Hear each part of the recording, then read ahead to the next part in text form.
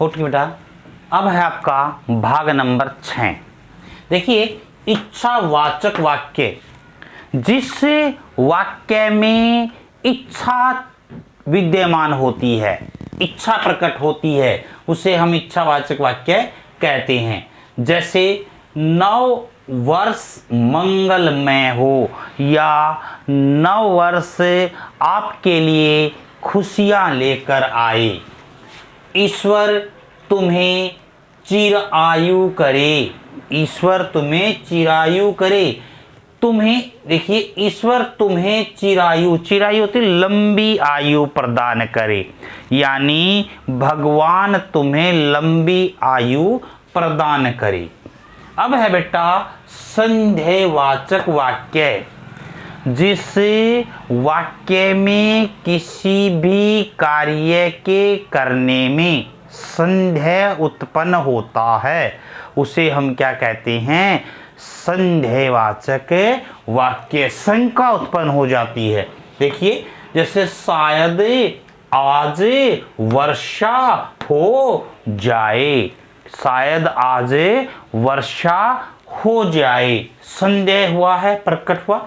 शायद मैं बाहर चला जाऊं, तो यहाँ पर क्या है? किसी के कार्य के करने में शंका उत्पन्न हो गई, शायद आ गया, शायद मैं बाहर चला जाऊं, शायद आज वर्षा हो जाए। फिर है संकेतवाचक वाक्य। जब एक क्रिया दूसरी क्रिया पर निर्भर होती है, उसे क्या कहते हैं? संकेतवाचक वाक्य। जैसे वर्षा होती, यहां पर देखिए वर्षा होती, यहीं पर वाक्य होता तो फसल अच्छी होती। यदि वर्ष, देखिए एक वाक्य दूसरी पर निर्भर है। यदि वर्षा होती तो फसल अच्छी होती, यदि परिश्रम करोगे तो सफल हो जाओगे, यदि तुम परिश्रम करोगे तो सफलता प्राप्त कर लोगे। अब बेटा, यानी आपके इसमें पुस्तक में भी बहुत से आपके जो वाक्य भेद है ना, वो ऐसे आते हैं भाई, कोई इच्छावाचक है, कोई विस्मयादि बोधक है, कोई प्रश्नवाचक है, कोई संकेतवाचक है, कोई संदेहवाचक, अनेक। ये जो 8 भेद मैंने आपको करवाए हैं ना, उनमें से ये नहीं भाई, प्रश्न जो एग्जामिनर होता है, यानी परीक्षक जो होता है, वो आपसे किसी भी तरह प्रश्न कर सकता है। यानी विधानवाचक को निषेध में बदलिए, निषेध को प्रश्नवाचक में बदलिए, प्रश्नवाचक को साधारण वाक्य में बदलिए, यानी विधानवाचक में।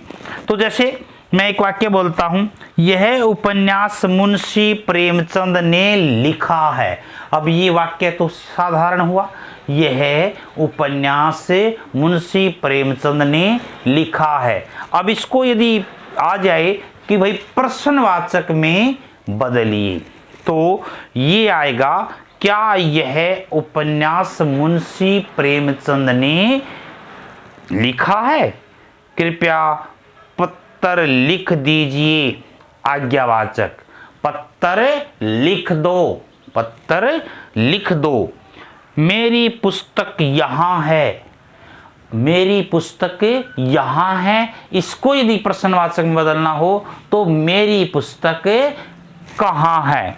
तो बेटा, आपके इस प्रकार से ये वाक्य परिवर्तन करने आते हैं।